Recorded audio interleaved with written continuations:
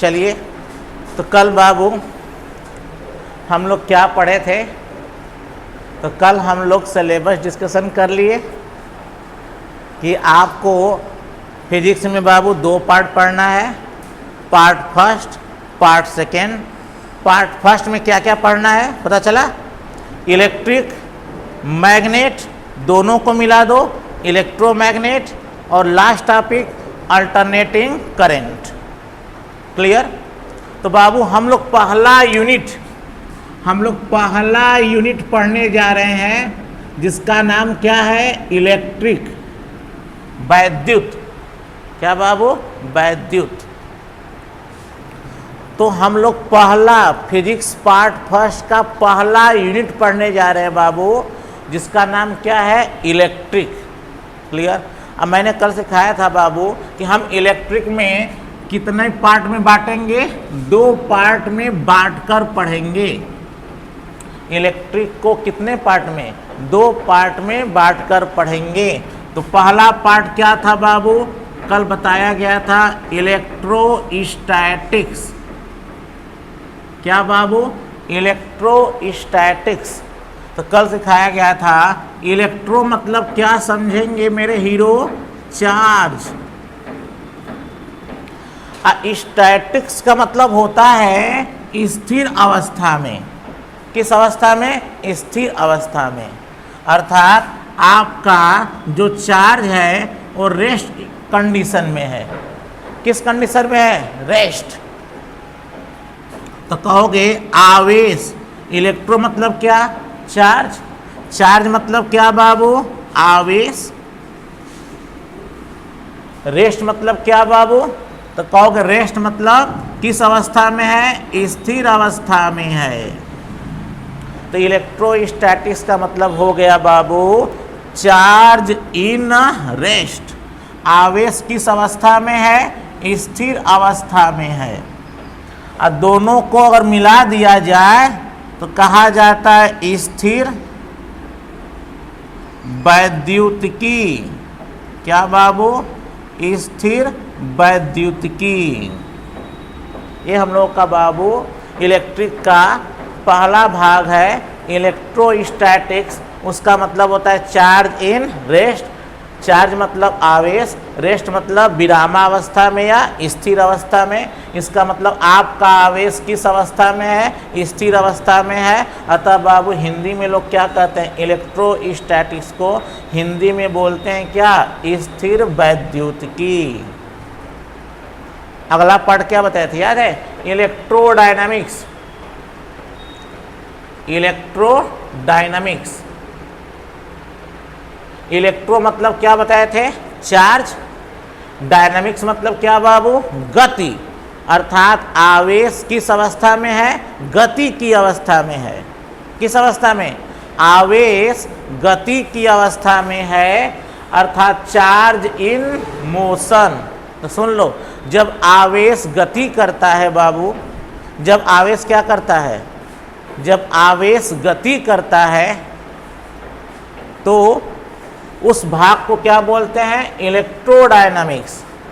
तो हम electric 2 part में पढ़ेंगे, इलेक्ट्रोस्टैटिक्स और इलेक्ट्रोडायनामिक्स। ठीक? अब देखो बाबू, आप लोगों को कल सिखा दिया गया था इलेक्ट्रोस्टैटिक्स में कुल कितने चैप्टर हैं? 4। एकदम याद होना चाहिए। पहले चैप्टर का नाम बोलिए तो। इलेक्ट्रोस्टैटिक्स के पहले चैप्टर का नाम बोलिए। पहला Coulomb's law and electric field. Coulomb का नियम तथा वैद्युत क्षेत्र। या बाबू किसी किताब में यह लिखा है, किसी किताब में क्या लिखा है? Electric charge and electric field. वैद्युत आवेश तथा वैद्युत क्षेत्र। समझे मेरे हीरो? तो ध्यान से सुनिएगा। आप लोगों का पहला चैप्टर कौन है? Coulomb's law. ये कल बता दिया गया था, बस रिवीजन कर रहे हैं। And electric field.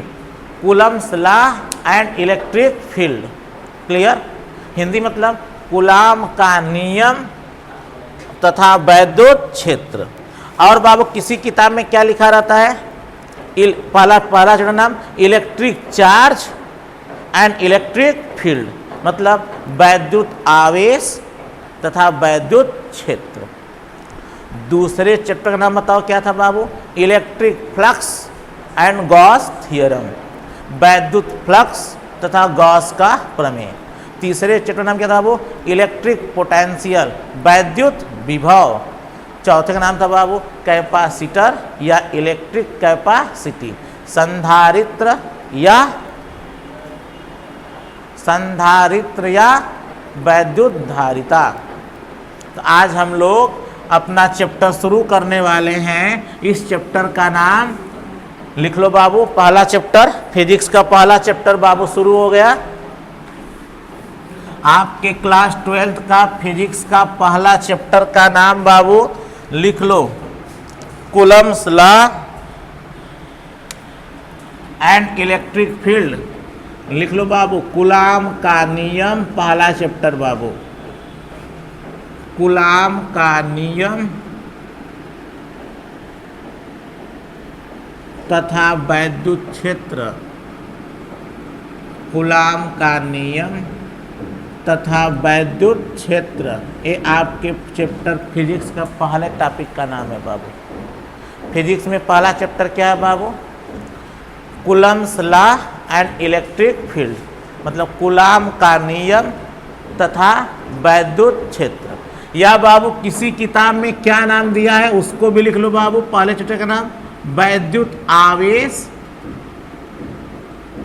वैद्युत आवेश तथा वैद्युत क्षेत्र, वैद्युत आवेश तथा वैद्युत क्षेत्र।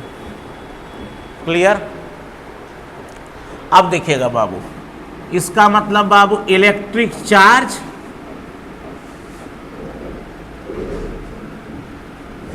एंड इलेक्ट्रिक फील्ड, तो यह आपके पहले चैप्टर का नाम हो गया बाबू। लिख लीजिए पहला चैप्टर। हम लोगों को फिजिक्स में पहला चैप्टर यही पढ़ना है। कौन सा, वैद्युत आवेश तथा वैद्युत क्षेत्र, या नाम लिख लो बाबू कूलाम का नियम तथा वैद्युत क्षेत्र। तो हम लोग का बाबू यही आप लोगों का फिजिक्स का पहला चैप्टर है। तो मैं कल सिखाया था बाबू कि वैद्युत का मतलब क्या समझेंगे, आवेश। वैद्युत का मतलब क्या समझेंगे बाबू, आवेश। तो आज हम लोग डिस्कशन करेंगे आवेश के बारे में। आज हम लोग डिस्कशन करेंगे आवेश के बारे में बाबू। आवेश मतलब क्या बाबू, चार्ज। तो आज हम लोग डिस्कस करेंगे बाबू चार्ज। तो चार्ज के बारे में तो सुन लो बाबू, आवेश को Q से दिखाया जाता है। पहली बात जान जाओ बाबू, सबसे पहली बात, आवेश को Q से दिखाया जाता है। तो यार आवेश को Q से दिखाया जाता है। तो हम लोग का पहला है बाबू वैद्युत आवेश, एकदम अच्छे से बाबू हम लोग को ये पढ़ना है। पहला इलेक्ट्रिक चार्ज। बाबू वैद्युत आवेश को लोग किससे दिखाते हैं, Q से। कैपिटल Q से भी दिखा सकते हो, स्मॉल Q से भी दिखा सकते हो, जो मन करे उससे दिखाओ, ठीक। तो हम लोग बाबू इलेक्ट्रिक चार्ज को किससे दिखाएंगे, Q से दिखाते हैं। किससे बाबू, Q से दिखाते हैं। क्लियर। तो चलिए दिखाते हैं बाबू। तो हम लोग को पढ़ना क्या है, वैद्युत आवेश। हम लोग पढ़ना क्या है बाबू, वैद्युत आवेश। तो वैद्युत आवेश को किससे दिखाते हो बाबू, Q से, ठीक। अब हम लोग सीखेंगे आवेश। अब क्या पढ़ने वाले हैं सर, कि आवेश कब आता है, आवेश कैसे आता है, आवेश कितने प्रकार का होता है। तो आप लोग पढ़े होंगे, सबको पता होगा सर कि आवेश दो प्रकार के होते हैं, एक धनावेश और एक ऋणावेश। इतना सब जानते हो बाबू। आप लोग कक्षा 10 में भी पढ़े होंगे कि वैद्युत आवेश दो प्रकार के होते हैं। एक को क्या बोलते हैं, धनावेश, दूसरे को क्या बोलते हैं, ऋणावेश। तो सुन लो, अभी अगर मैं वैद्युत आवेश की परिभाषा लिखवाऊं तो थोड़ा कम समझ में आएगा। किसकी परिभाषा? वैद्युत आवेश की परिभाषा यदि अभी मैं जो लिखवाऊंगा थोड़ा कम समझ में आएगा, पर लिखवाना पड़ेगा सर। तो एक बात सुन लो बाबू, वैद्युत आवेश को दिखाते किससे हो? Q से। तो जब वैद्युत आवेश स्थिर अवस्था में होता है, ध्यान से सुन लो बाबू, जब वैद्युत आवेश किस अवस्था में होता है? स्थिर अवस्था में, तो वह बाबू वैद्युत क्षेत्र उत्पन्न करता है। वह वैद्युत क्षेत्र उत्पन्न करता है। ध्यान से बाबू, ये सवाल AI में पूछ चुका है। वैद्युत आवेश जब किस अवस्था में होता है? स्थिर अवस्था में होता है, तो केवल वैद्युत क्षेत्र उत्पन्न करता है। ठीक। और जब यही आवेश गति करने लगता है, क्या बाबू? जब यही आवेश गति करने लगता है तो बाबू यह चुंबकीय क्षेत्र उत्पन्न करता है। कौन क्षेत्र बाबू? चुंबकीय क्षेत्र उत्पन्न करता है। तो पहली बात बाबू, एक बात आपको नया नया लग रहा होगा कि वैद्युत क्षेत्र क्या है, चुंबकीय क्षेत्र क्या है। आप घबराइएगा नहीं, आप लोगों को घबराने की कोई ज़रूरत नहीं है। बस ये आप लोग कॉपी पे लिख लीजिए कि आपका अगर कोई आवेश है, अगर क्या है बाबू? आवेश है, तो बाबू यदि आपका आवेश स्थिर अवस्था में है, किस अवस्था में है? स्थिर अवस्था में है, तो केवल वैद्युत क्षेत्र उत्पन्न करता है। केवल वैद्युत क्षेत्र उत्पन्न करता है। ध्यान से बाबू, मैंने क्या बोला? यदि कोई आवेश स्थिर अवस्था में है तो केवल वैद्युत क्षेत्र उत्पन्न करता है, लेकिन जब वही आवेश गति करने लगता है तो बाबू क्या उत्पन्न करता है? चुंबकीय क्षेत्र भी उत्पन्न करेगा और वैद्युत क्षेत्र भी उत्पन्न करेगा। तो इसका मतलब सिंपल लफ्ज में क्या सीखे, अभी बस थोड़ा समझने के लिए, घबराना नहीं, कि आवेश क्या क्या उत्पन्न करता है। तो कहोगे आवेश वैद्युत क्षेत्र भी उत्पन्न करता है और आवेश चुंबकीय क्षेत्र भी उत्पन्न करता है। तो कोई पूछेगा आवेश क्या है, आवेश का क्या गुण है? आवेश का क्या गुण है? तो बोलोगे सर आवेश का गुण यह है कि वह वैद्युत क्षेत्र भी उत्पन्न करता है और चुंबकीय क्षेत्र भी उत्पन्न करता है। समझे बाबू? तो अगर वैद्युत आवेश की कोई परिभाषा पूछेगा, किसकी परिभाषा? वैद्युत आवेश की कोई परिभाषा पूछेगा तो बोलना वैद्युत आवेश किसी पदार्थ का वह गुण है। क्या? वैद्युत आवेश किसी पदार्थ का वह गुण है जो क्या क्या पैदा कर सकता है? वैद्युत क्षेत्र और चुंबकीय क्षेत्र। बाबू ये बस आज हम लोग कुछ करना नहीं है, आप लोग को समझना है। आज आपको क्या करना है? समझना है। आपके लिए वैद्युत क्षेत्र नया है बाबू, नहीं जानते हो, घबराने की बात नहीं है। आपके लिए चुंबकीय क्षेत्र बाबू नया है, तो घबराने की बात नहीं है। बस इतना आपको जानना है कि वैद्युत आवेश क्या क्या उत्पन्न करता है। तो कहना वैद्युत आवेश वैद्युत क्षेत्र उत्पन्न करता है और वैद्युत आवेश चुंबकीय क्षेत्र उत्पन्न करता है। बस आप लोगों को इतना ही जानना है बाबू। क्लियर? ध्यान से। ठीक।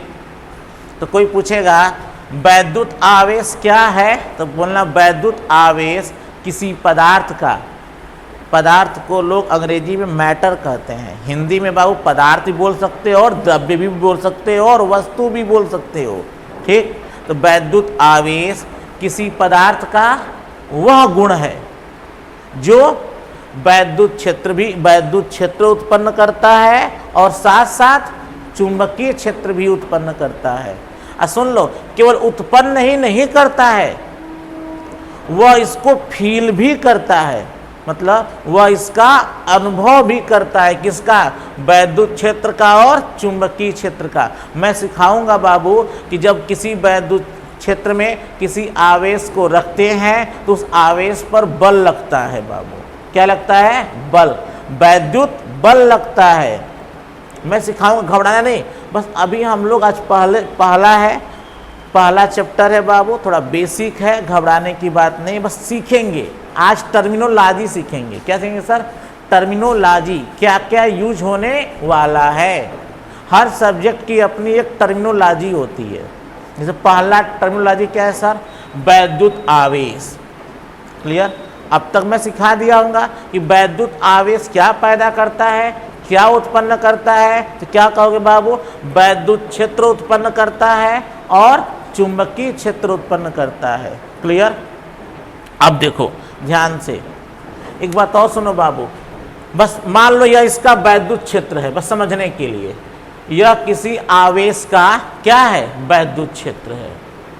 किसी आवेश का क्या है? वैद्युत। वैद्युत क्षेत्र समझते हो? क्षेत्र मतलब क्या? अपना एरिया। क्या बाबू? अपना एरिया। जैसे आप लोग सुनो, जैसे गोलू मोलू में मारपीट हो गया।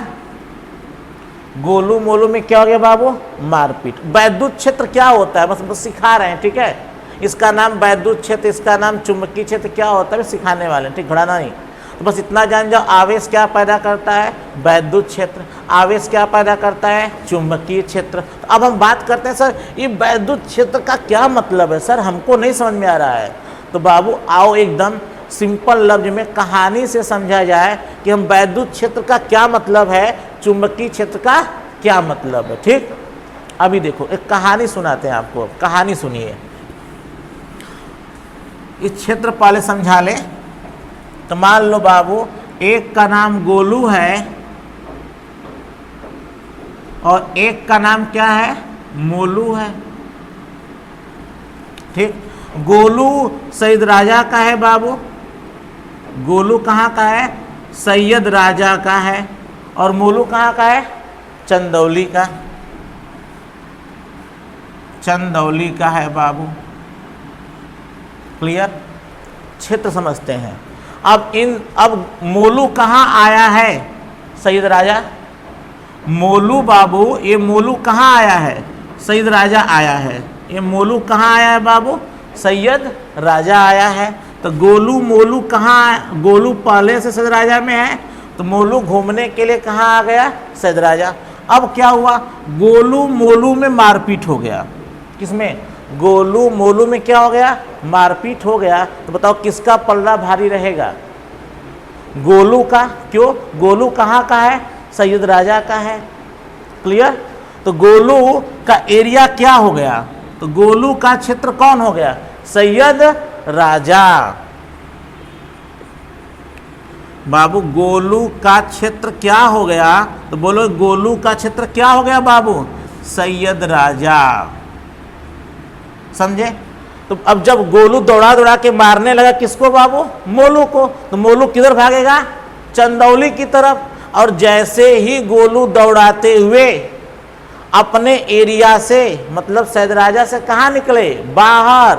अब किसके एरिया में पहुंच गए? मोलू के एरिया में क्या किए? पहुंच गए। तो अब मोलू भागकर कहाँ पहुंच गया बाबू? अपने एरिया में। लेकिन ये बाबू जोश में दौड़ाते हुए भी कहाँ पहुंच गए? मोलू के एरिया में। अब बताओ जब मोलू के एरिया में पहुंच गए कौन? गोलू। तो अब किसकी धुनाई शुरू हो जाएगी? गोलू की। तो क्षेत्र मतलब क्या? अपना एरिया। अपना एरिया, एक एरिया होता है। तो गोलू का अपना एक क्या है? एरिया। उस एरिया का नाम क्या है? सैयद राजा। इस एरिया में, सैयद राजा एरिया में बाबू कौन भारी पड़ेगा? गोलू। क्यों? सैयद राजा किसका क्षेत्र है? गोलू का क्षेत्र है। चंदौली किसका क्षेत्र है बाबू? मोलू का क्षेत्र है। तो सुन लो, अगर गोलू साहब के क्षेत्र में कौन आ जाएंगे? मोलू साहब। तो बाबू थप्पड़ का अनुभव कौन करेगा? मोलू साहब। लेकिन मोलू साहब कहाँ के हैं? चंदौली के। मोलू साहब के एरिया में कौन पहुंच जाए? गोलू साहब। तो थप्पड़ का अनुभव कौन करेंगे? गोलू साहब। सिखा पाए। इसका मतलब क्या, जिसका एरिया होता है, तो अगर हम किसी दूसरे के एरिया में चले जाएंगे तो वहां हम उस एरिया का अनुभव भी करेंगे।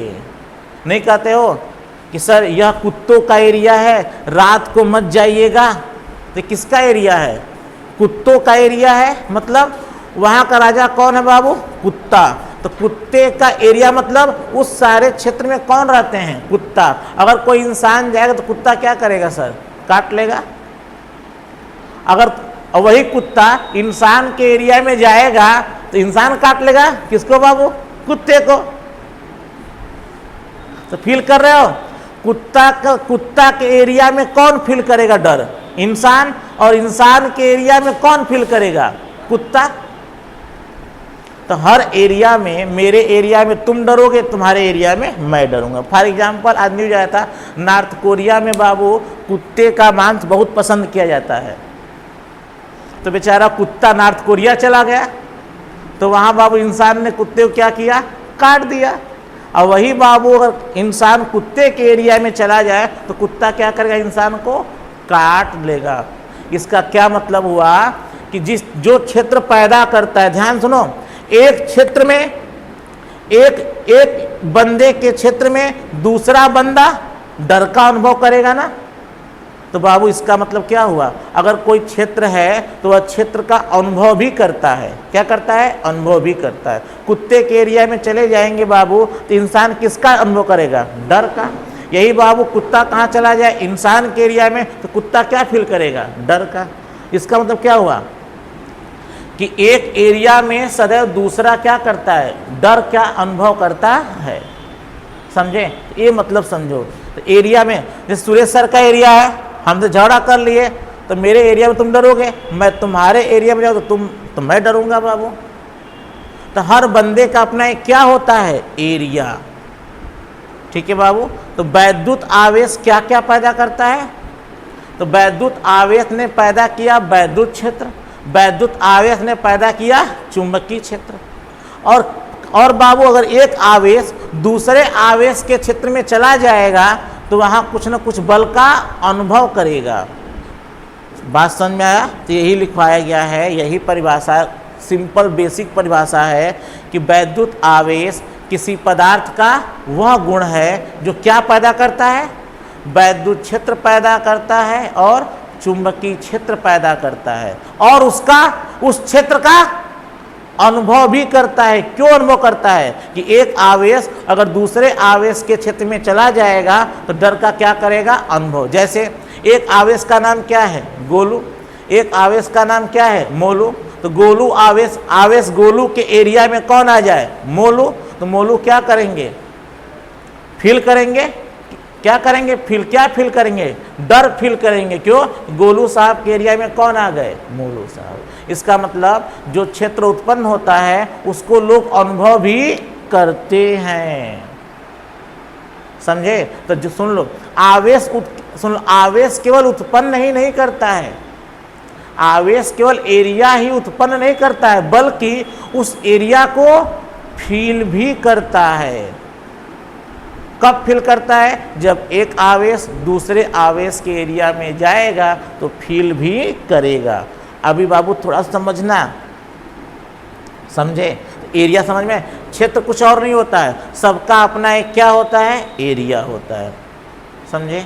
तो वही है बाबू। तो सुन लो, तो वैद्युत आवेश, कौन आवेश, वैद्युत आवेश। तो एरिया समझ गए होगे।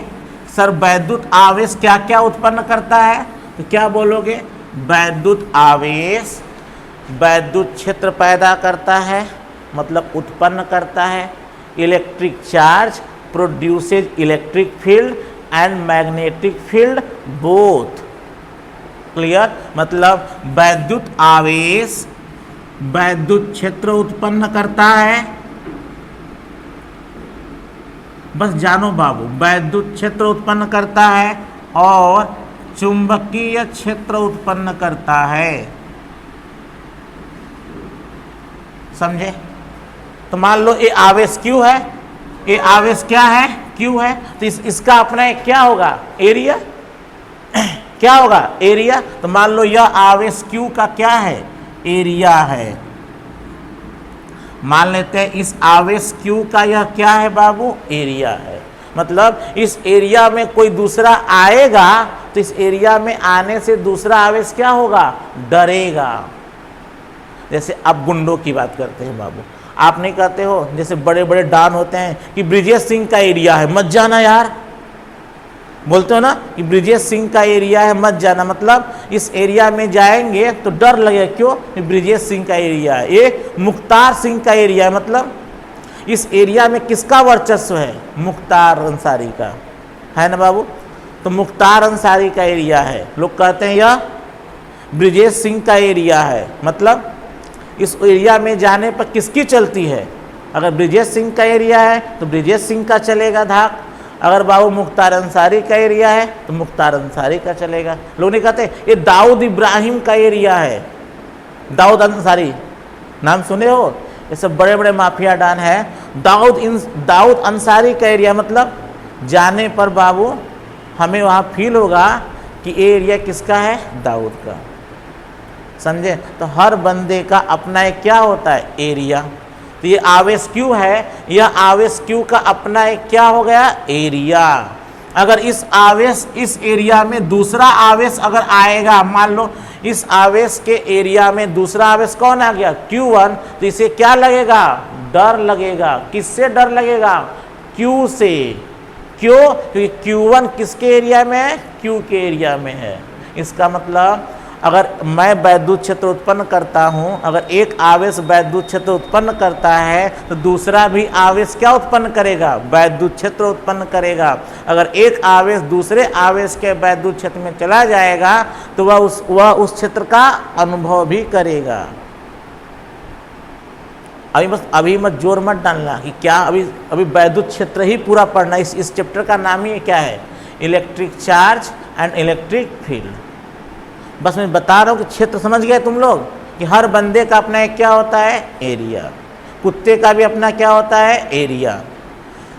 समझे। जैसे जितेंद्र और सत्यम में मार हो गया था, जितेंद्र बोला कि आओ वो पार तो समझा दे, तो सत्यम कहा तो आओ ये पार हम तो समझा दे। मतलब जितेंद्र का एरिया लाइन के उस पार है, सत्यम का एरिया लाइन के इस पार है, तो वही एरिया होता है। आकाश कह रहा है देखा तो पोस्ट ऑफिस गली में आ जाओ तो दोनों के सिखा दे हम। मतलब आकाश का कौन एरिया हो गया बाबू? पोस्ट ऑफिस गली का एरिया हो गया।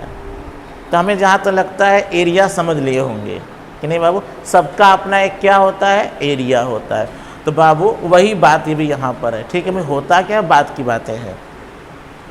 तो सुन लो, आवेश क्या पैदा करता है? वैद्युत क्षेत्र। आवेश क्या पैदा करता है? चुंबकीय क्षेत्र। अब पैदा ही नहीं करता है बल्कि उसका अनुभव भी करता है, बल्कि उसका अनुभव भी करता है। तो कोई पूछेगा वैद्युत आवेश क्या है, तो कहोगे वैद्युत आवेश किसी पदार्थ का वह गुण है। क्या बाबू? वैद्युत आवेश। अब सुनो मेरे साथ, सुनो अब मेरे साथ ही ओकल करते चलो, सब ओकल। घर पे बैठ कर बाबू चिल्लाते रहो। सुन लो, कोई पूछेगा वैद्युत आवेश क्या है, तो सुन लो, वैद्युत आवेश किसी पदार्थ का वह गुण है जिसके, लिखवाऊंगा परिभाषा लिखवाऊंगा, आज केवल बाबू इंट्रोडक्शन है, कैसे चार्ज पढ़ना है, चार्ज करता क्या है, बस इसको पन्ना पर समझने के लिए लिखते चलो, ठीक है। कल लिखवाया जाएगा, आज बस बात कर रहे हैं चार्ज के बारे में। तो कहना वैद्युत आवेश किसी पदार्थ का वह गुण है जिसके कारण वह मतलब कौन? आवेश वैद्युत क्षेत्र एवं चुंबकीय क्षेत्र उत्पन्न करता है। और जाहिर सी बात है बाबू, उत्पन्न करता है तो वह उसका अनुभव भी करेगा। मान लो दो आवेश है, एक आवेश Q1 है, एक आवेश Q2 है। तो Q1 का एरिया कुछ होगा, मान लो Q1 का एरिया लाइन इस पार है, गेट के इस पार Q1 का एरिया है, लाइन के उस पार Q2 का एरिया है, दो लोग का एरिया हो गया। तो Q1 के एरिया में कौन आ जाएगा? Q2। तो Q2 क्या फील करेगा? डर। किसके कारण? Q1 के कारण। यदि Q1 कहाँ चला जाए? Q2 के एरिया में, तब बाबू Q1 क्या फील करेगा? डर। किसके कारण? Q2 के कारण। तो बस वही है बाबू, ये उत्पन्न ही नहीं करते हैं बल्कि उनका अनुभव भी करते हैं। किसका? वैद्युत क्षेत्र का और चुंबकीय क्षेत्र का। मैं सिखाऊंगा, यदि किसी आवेश को किसी वैद्युत क्षेत्र में रखते हैं तो उस आवेश पर वैद्युत बल लगता है बाबू। ये सब सीखोगे, घबराया नहीं। अभी आज हम लोग परिचय कर रहे हैं, इंट्रोडक्शन कर रहे हैं कि इसमें क्या क्या आने वाला है। तो पहला बाबू क्या आने वाला है? वैद्युत आवेश। दूसरा क्या आने वाला है? वैद्युत क्षेत्र। तीसरा क्या आने वाला है? चुंबकीय क्षेत्र। तो इस चैप्टर में 3 टर्मिनोलॉजी आ गई। कौन कौन? वैद्युत आवेश, वैद्युत क्षेत्र और चुंबकीय क्षेत्र। तो वैद्युत आवेश क्या है? तो क्या बोलोगे सर? वैद्युत आवेश किसी पदार्थ का वह गुण है। मेरे साथ बोलते चलो, घर पर चिल्लाते चलो, मेरा दोस्त नहीं है। वैद्युत आवेश, सुन लो, मैं ऐसा फिजिक्स पढ़ाऊंगा कि आपको यहीं पे याद भी हो जाए और लिखवाऊंगा तो पूरा क्लियर हो जाए। और जितना आज पढ़ा रहे हैं उतना आज कॉपी पे चला जाना चाहिए और उसको रिवीजन पर डे करना है। देखना एकदम फिजिक्स जुबान पे करा देंगे आप लोगों को। ध्यान से, वैद्युत आवेश की परिभाषा कोई पूछेगा तो क्या बोलोगे? अभी सिंपल, इसकी परिभाषा एक क्रिटिकल भी होती है, बहुत थोड़ा सा एडवांस लेवल की बाबू। तो मैं उसे अभी नहीं सिखाऊंगा, अभी वो नहीं सीख पाओगे सर। अभी मैं उसको बोलूँगा तो बहुत सारी प्रॉब्लम होगी आपको। तो अभी सिंपल वाली परिभाषा सीखो कि वैद्युत आवेश किसी पदार्थ का वह गुण है जिसके कारण, जिसके वह क्या पैदा करता है, जिसके कारण वह वैद्युत क्षेत्र एवं चुंबकीय क्षेत्र उत्पन्न करता है। और उत्पन्न नहीं करता है, उनका अनुभव भी करता है। समझे? यदि तुम सांप को पाले हो तो एक दिन जब सांप काट लेगा तो उसका अनुभव भी हो जाएगा। समझे बाबू? कुत्ता पाले हो, खाना नहीं दिए तो कुत्ता गुस्सा जाएगा तो उसका अनुभव भी करा देगा कि हम कुत्ते हैं। समझे हीरो? तो बताओ, क्या वैद्युत आवेश की परिभाषा समझ में आए? क्या बोलोगे? बोलो तो। वैद्युत आवेश किसी पदार्थ का वह गुण है जिसके कारण वह वैद्युत क्षेत्र तथा चुंबकीय क्षेत्र उत्पन्न करता है तथा उनका अनुभव भी करता है। अब सिंपल बस ना बाबू, ये क्या क्षेत्र होता है, क्या प्रभाव होता है, भाड़ में जाए। अब सिंपल समझ रहे हैं। तो कोई पूछेगा तुमको पता है परिभाषा इसकी? तो बोला हाँ पता है। क्या? वैद्युत आवेश किसी पदार्थ का वह गुण है जिसके कारण वह वैद्युत क्षेत्र तथा चुंबकीय क्षेत्र उत्पन्न करता है तथा उनका अनुभव भी करता है। सुन लो, अगर जब वैद्युत क्षेत्र बोलते हैं, ध्यान से, जब वैद्युत क्षेत्र बोलते हैं तो केवल इससे बाबू एक स्पेशल फीलिंग होती है। ठीक, मतलब एक छोटा भाग है। तो अगर मैं वैद्युत क्षेत्र किसका प्रभाव है? तो वैद्युत का प्रभाव है। तो वैद्युत प्रभाव के अंदर कौन आएगा? वैद्युत क्षेत्र। चुंबकीय प्रभाव के अंदर कौन आएगा? चुंबकीय क्षेत्र। अगर हम चुंबकीय प्रभाव कह देते हैं, ध्यान सुनो, अगर वैद्युत प्रभाव कह देते हैं तो वैद्युत प्रभाव में केवल वैद्युत क्षेत्र नहीं आएगा, वैद्युत प्रभाव में वैद्युत क्षेत्र आएगा, वैद्युत विभव आएगा, वैद्युत बल आएगा। समझ पा रहे हो? अगर मैं चुंबकीय प्रभाव बोल रहा हूं तो चुंबकीय क्षेत्र आएगा, चुंबकीय बल आएगा। बात समझ में? चुंबकीय द्विध्रुव आघूर्ण का भी कंसेप्ट आ जाएगा बाबू। इसका मतलब क्या है? वैद्युत क्षेत्र बोलने से थोड़ा सा परिभाषा एक लिमिटेड हो जाता है, अतः हम वहां क्या बोलेंगे? अब बोलो, वैद्युत प्रभाव बोला जाएगा। क्यों? वैद्युत प्रभाव बोलने से सब आ जाते हैं। कौन कौन? वैद्युत में जितने भी वैद्युत के, मतलब मैं सिखाया था वैद्युत मतलब क्या बाबू? आवेश। आवेश का जितना भी आवेश जो जो उत्पन्न करेगा सब कुछ आ जाएगा। इसलिए बाबू मैं वैद्युत क्षेत्र की जब मैं परिभाषा लिखवाऊंगा तो वैद्युत क्षेत्र की जगह मैं क्या बोलूँगा? वैद्युत प्रभाव। ठीक। वैद्युत प्रभाव में बाबू सब आ जाता है। कौन कौन आएगा? वैद्युत क्षेत्र आ जाएगा, वैद्युत विभव आ जाएगा, वैद्युत बल आ जाएगा। समझे बाबू? तो सीख लिए। क्या सीखे? अब बोलिए, अब पूरा परिभाषा बोलिए। वैद्युत आवेश किसी पदार्थ का वह गुण है जिसके कारण वह वैद्युत प्रभाव एवं चुंबकीय प्रभाव उत्पन्न करता है तथा उनका अनुभव भी करता है। ये सबसे बेसिक डिफिनीशन है किसकी? चार्ज की। बोलो, चार्ज की परिभाषा आ गई? एक बार फिर बोल दिए मेरे साथ। घर पे बैठकर बोलना है, ये नहीं कि कोई क्या सोचेगा, मम्मी क्या सोचेंगी, हम पागल हो गए हैं। नहीं, मम्मी इसी बहाने एक नया नाम सुनेंगी, वैद्युत आवेश। और मम्मी से कहना, मम्मी वैद्युत आवेश की परिभाषा बताइए। इसी बहाने आपकी मम्मी भी वैद्युत आवेश की परिभाषा क्या करेंगी सर? सीख जाएंगी। बोलो, वैद्युत आवेश की क्या परिभाषा है? वैद्युत आवेश किसी पदार्थ का वह गुण है जिसके कारण वह वैद्युत प्रभाव तथा चुंबकीय प्रभाव उत्पन्न करता है तथा उनका अनुभव भी करता है। वैद्युत प्रभाव के अंदर क्या क्या आएगा बताओ तो? वैद्युत क्षेत्र, नया नया नाम है बाबू, इसलिए दिक्कत हो रहा है। वैद्युत विभव और वैद्युत बल, ये सब के किसके प्रभाव है? वैद्युत का प्रभाव है। समझे बाबू? घबराने की बात नहीं है, बस सिखा रहे हैं अभी। यही तो पूरा पढ़ना है। वैद्युत प्रभाव पहला चैप्टर, वैद्युत प्रभाव का पहला पार्ट क्या है? वैद्युत क्षेत्र, पहला चैप्टर हो गया। तीसरा चैप्टर क्या है? वैद्युत विभव, वैद्युत बल, ये सब किसके प्रभाव है? वैद्युत प्रभाव है। तो बाबू, तो वैद्युत आवेश की क्या परिभाषा हुई? सीख लिए? बोलोगे चिल्लाकर? क्या बोलो? वैद्युत आवेश किसी पदार्थ का वह गुण है जिसके कारण वह वैद्युत प्रभाव तथा चुंबकीय प्रभाव उत्पन्न करता है तथा उनका अनुभव भी करता है। आगे, वैद्युत आवेश दो प्रकार के होते हैं। क्या बाबू? वैद्युत आवेश दो प्रकार के होते हैं। कौन कौन? तो पहला धन आवेश। पहला कौन बाबू? धन आवेश। अंग्रेजी में क्या बोलते हो? Positive charge. क्या बोलते हो? Positive charge. अगला कौन आवेश बाबू? ऋण आवेश।